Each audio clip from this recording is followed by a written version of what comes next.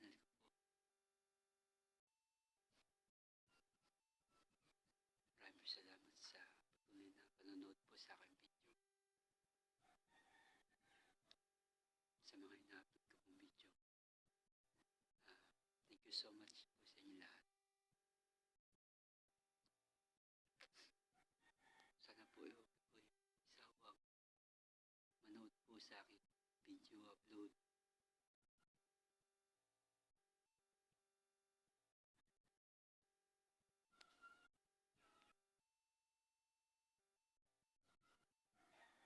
Tayo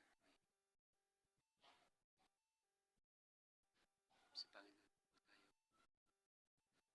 titiwala lagi sa araw-araw. Mga ginagawa niyo po yan. Samahan po kayo ng Panginoon sa araw-araw po. Mga viewers, supportahan niyo po ako palagi.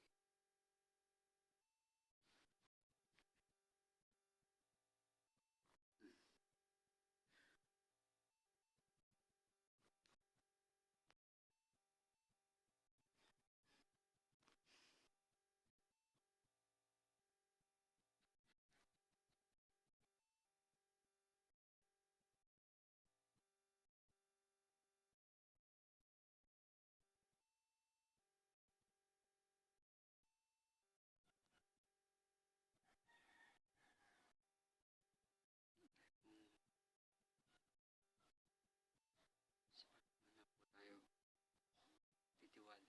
Siya po yung may kakayahan na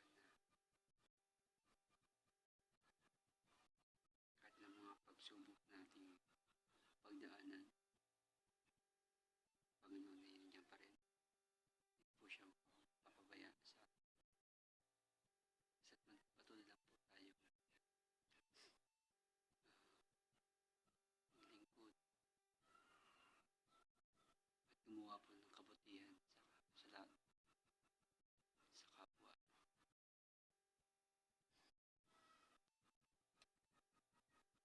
Ang Panginoon po hindi tayo pababayaan. Nandiyan po siya lagi sa ating buhay. Kaya magtiwala lang po tayo sa Kanya. Po tayo mawala ng pag-asa.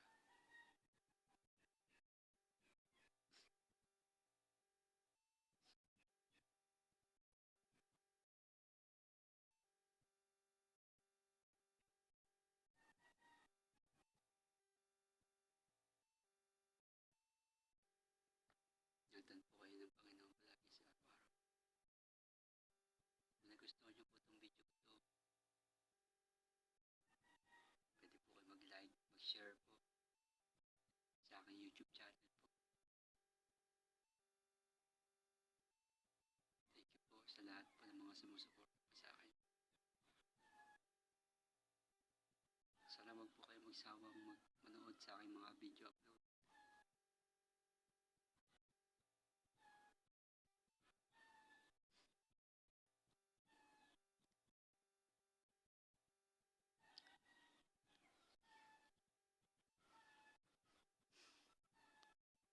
Thank you po so much sa inyo lahat. Sa lahat ng mga kapanood po nito. Maraming salamat po sa inyo.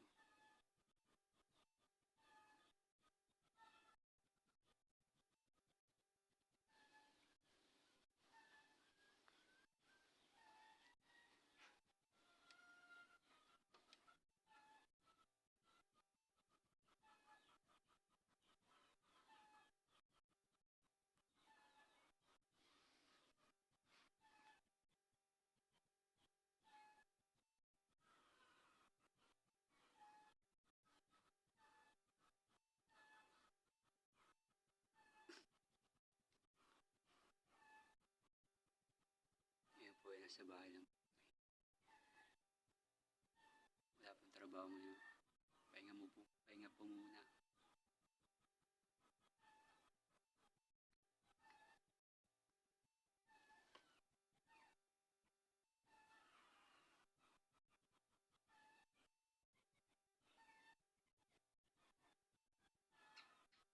Maraming po salamat sa inyo mga viewers. Pagpalain po tayo ng Panginoon sa ating buhay. Ingatan at gabayan po. Dahil ang Panginoon po ay lagi po nandyan. Hindi po tayo pababayaan.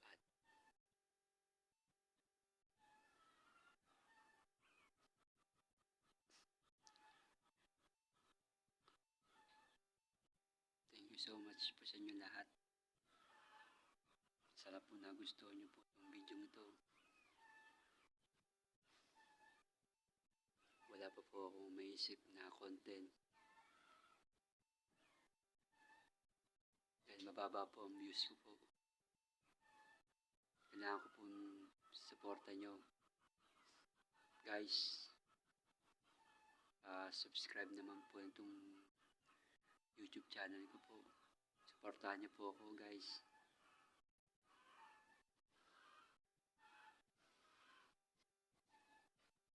Huwag magsawa sa akin guys.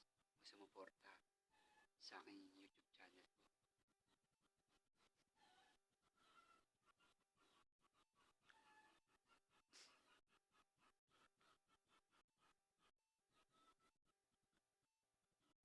Marami po tayong mga pagsubok na pinagdadaanan. Kumapit lang at manalig tayo sa Panginoon na makakaya po natin yung malampasan sa tulong ng Diyos. Walang pagsubok na hindi matatagumpayan. Basta maniwalang lang po tayo sa Diyos na magagawa po natin yun. Siya po yung nagbibigay po sa atin ng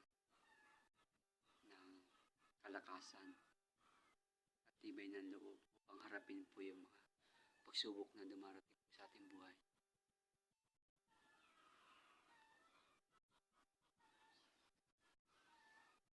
Kahit naman pong pagsubok na dumating, makakaya po natin yan. Manalangin lang po tayo sa Panginoon. Hingi po tayo ng tawad sa ating mga nagawang kasalanan at tayo po ipatatawarin po niya.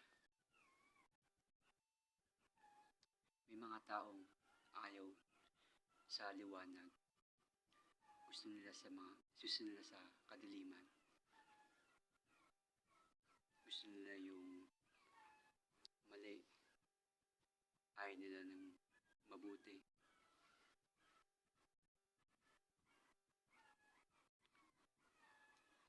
Gumagawa sila ng masasamang bagay, masasamang hangarin.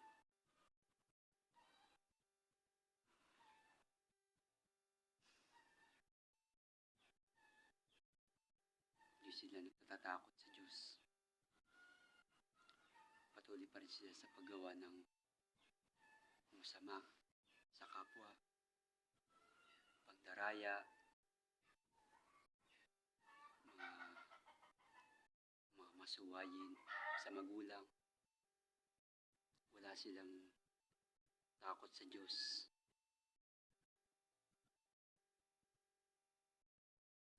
Kailangan po natin gumawa po ng kabutihan sa kapwa. Huwag po tayong papadala sa kaaway.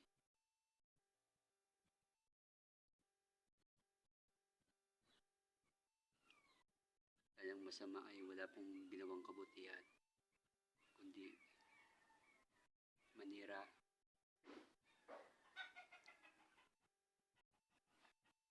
Tayo papahamak po niyan. Basta po tayo sa Panginoon. Nagpapasakop po sa kanyang kalooban. Tayo po ay nakatitiyak na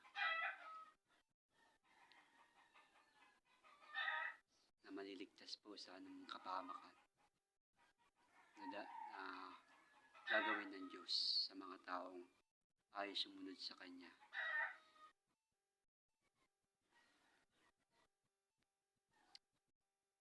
Yun lamang po, mga minamahal mga viewers. Maraming salamat. Thank you for watching po sa video po ito. Pa-subscribe na lang po at pa-like na lang po yung video ito kung nagustuhan nyo po ito. Thank you so much po sa inyo lahat. Pagpalain po tayo ng Panginoon. God bless everyone.